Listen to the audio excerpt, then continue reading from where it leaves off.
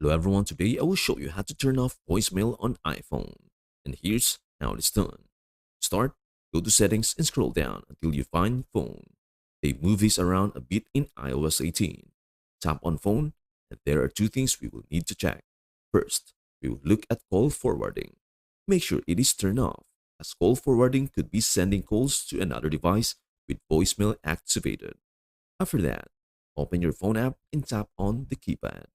Enter number 004 number and hit call. You should see a message confirming that voicemail call forwarding and all related settings have been deactivated on your phone.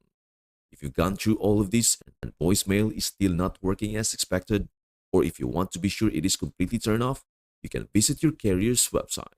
For example, if you have ATT, go to their site, sign in, and navigate your plan preference to toggle voicemail on or off. Other carriers like Sprint, T-Mobile, or Verizon will have similar options on their websites. And that's everything you need to know about how to turn off voicemail on iPhone. Before we end, may I humbly ask you a favor? Please do like, share, and subscribe to our channel. This means the world to us. Thank you so much for watching. We hope to see you in our next video.